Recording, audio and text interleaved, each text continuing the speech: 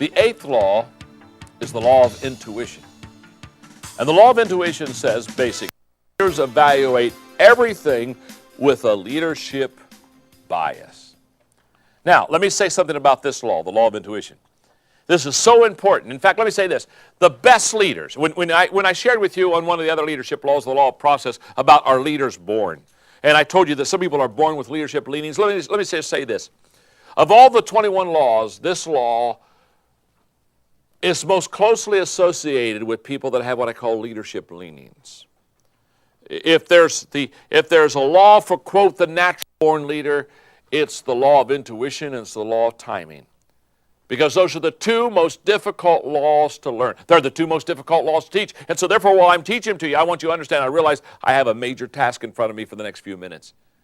And the reason they're the most difficult to teach is because intuitiveness and timing are very subjective.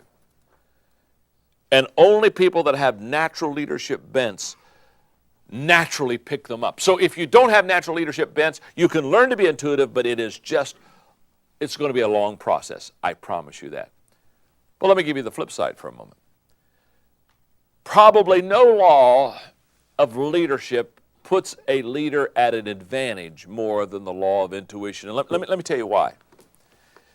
In the law of intuition, basically, it allows you, the law of intuitiveness allows you as a leader to see things and sense things more quickly than anyone else, and it gives you a distinct advantage of a leader. Let me give you an example of that. I can win a 100-yard race against the fastest human being in the world if there is a condition. Look at this body. There has to be a condition. I can run a 100-yard race against the fastest human being in the world if I get a 50-yard head start. And I just want to stop here for a moment and say I have carefully considered the 50-yard head start. And I'm starting to say I maybe need a 60-yard head start. And you say, well, of course you can win the race. Of course you can win the race if you have a 50-yard head start. It's the whole point of law of intuition. You know what the law of intuition is? The law of intuition gives you a head start on everybody else. In other words, it allows you to win the race. The fastest person doesn't win the race in leadership. It's the person who got started quickest. Understand that. And the law of intuition gives you what I call the leadership jump start. It allows you, it allows me to get going before anyone else can get going, and therefore we get to the finish line first. And somebody says, well, how did you get to the finish line? Are you the fastest? No, I'm not the fastest. It's not the fastest, it's the first in leadership. And what you have to understand is the law of intuition allows you to be first.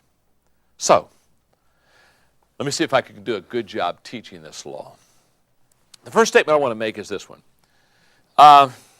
In intuitiveness, in intuition, it's important for you to understand who you are, because in the area of intuitiveness, here's the way this works.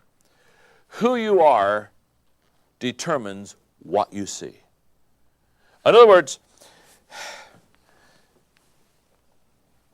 if I'm a leader, I see everything through leadership eyes.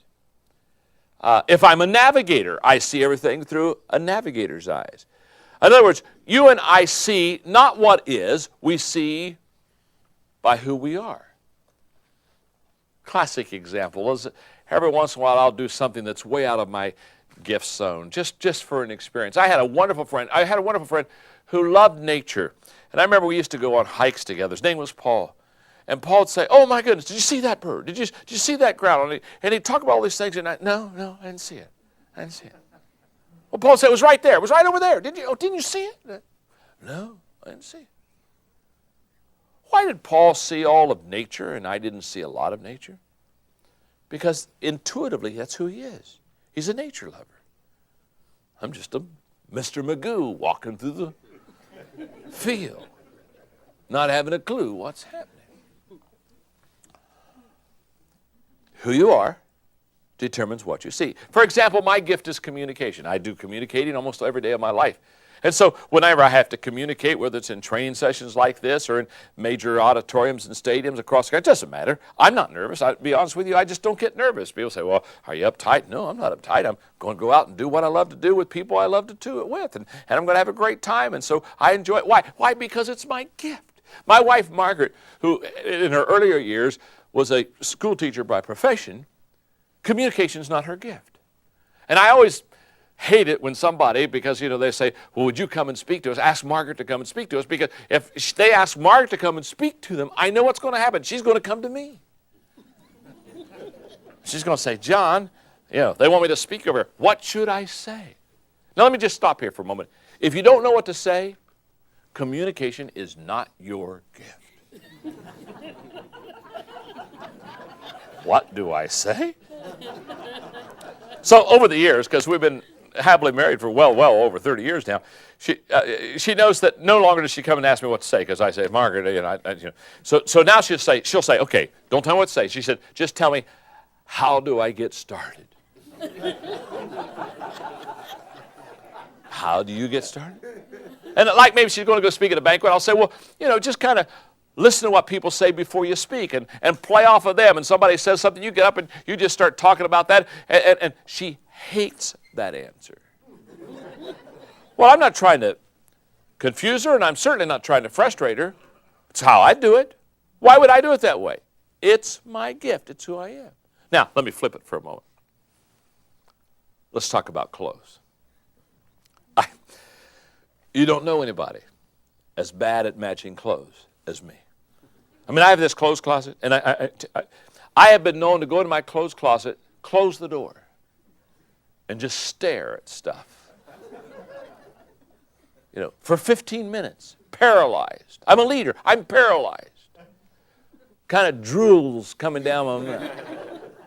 Mary will say, John, are you in the closet? Yeah. You need help, don't you? Yeah. And she'll come in and say, what are you doing? And I'll tell her what I'm doing. And she'll say, oh, wear this sweater, these slacks, and these shirts. And she'll put everything together. And she'll throw it kind of to me, kind of like I'm a piece of garbage or something. I'm a beggar collecting things. Oh, thank you. And she looks at me, and she'll tell me at the same time, she'll say, John, why haven't you figured this out yet? Because she'll go into the same, she'll try to help me with colors, and she'll tell me all these principles and all these laws of the clothes closet. And she can't figure out why I can't get it. Well, I can't get it because it's not who I am. It's not my gift. I'm not intuitive in that area at all. Now, what I do is, when she'll say, okay, this sweater and these slacks match, what I'll do a lot of times is what I've done, I'll put the sweater and the slacks on the same hanger. And a shirt, and I'll get it, and I'm just set, because this is really great, because then I know, sometime when I don't have time to ask her, I'll just put them on. And so maybe a week later, I'll go in and put the outfit she gave me a week before on, and I'll be so excited, because I know they match. And I'll walk out, and as soon as she sees me, she'll look at me, she'll say, are you wearing that again? Well, yeah. I could wear the same thing every day and be a happy man. Oh, she said, that's so boring. She said, you wore that last week. Don't do that. She said, people will see you. Then she'll go in and she'll take the same sweater and put it with the different slacks and different shirt. And I know she does that just to mess with my mind. And it works. And I'm totally confused. Or I love it. Sometimes I'll get dressed and I'll sneak out of the house before she's up, and I'll come back and I'll walk in the house and she'll look at me and she'll say, did you wear that? It's on my body. And she's saying, did I wear that? No, I'm buck naked. It's a mirage that you see here. Or I want to say, no, I had a good outfit. I changed in the garage before I came in the house, just to mess you up. Now, what you have to understand is, Margaret still, to this day, can't figure out how I can't figure it out. It's not who I am. Here's what I want you to understand, and here's the key point. You're intuitive in the area of your giftedness. So whatever you're gifted in, you're intuitive in. And leaders are readers. They have the ability to read a situation. Why? Because they have some leanings in giftedness and intuitiveness in the area of leadership. So they see everything through the leadership grip. And what do leaders read and what do leaders sense? Since leaders are readers, what are they? Leaders are readers, number one, of people. They have the ability to see people. Not only just see people, but to understand where they are. Classic example, when I'm in a conference, if Margaret, my wife, happens to be with me, sometimes at the end of the conference, she'll say, a guy came up to you in that gray sweater. What was he talking to you about? I don't have a shot. I don't remember anybody coming up in a gray sweater. I don't remember anything that anybody wore. And she'll say, the guy with the gray sweater. The guy with the gray sweater. I don't remember the guy with the gray sweater. Why? Because she's very color conscious. I'm not conscious. If I could figure it out, I could tell her who was that talked to me and basically what they said. But see, I'm a reader of people. I'm not reading what you wear. I'm reading where you're going and who you are and what you're thinking and where you are in the group of people.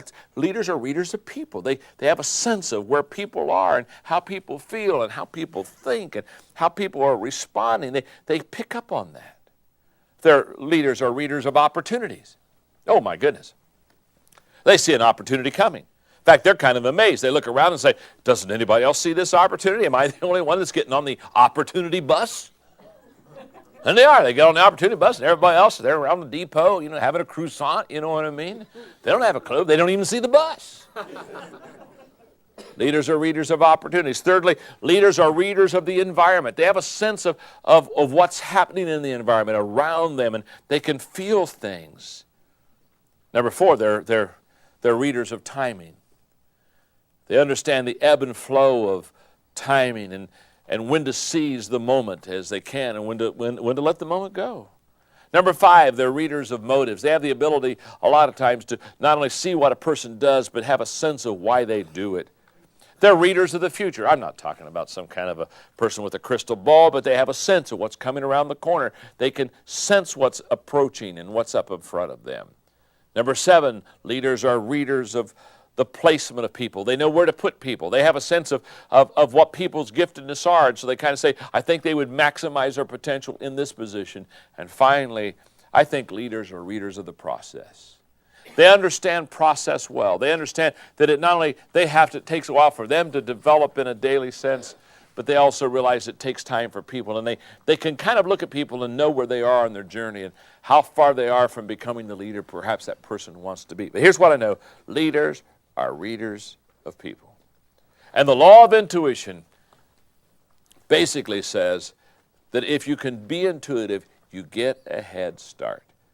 Now, one more comment before I go to the next law. If you find that this isn't a strength of yours, and many of you will be very frustrated with this law because it's a little bit subjective, I would just suggest a couple of things to you. One is find an intuitive leader and hang out with them. Because I have found that if you hang out with an intuitive leader and ask them questions about why they did this or why they said that or why they went there, that many times they'll give you a read of how they can see things. And if they give you a read of how they can see things, they'll begin to teach you to see those same things. I would say, secondly, also, is lead out of your gift mix. Whatever your strength is where your intuition is. So therefore, for example, when you get to the law of navigation, if you're a good navigator, like Chuck is, it's very simple. What you do is you start leading out of the day-to-day navigating with people, and you'll find that you're very intuitive in that area. Stay to your strengths, because it's in your strengths that you can lead people effectively.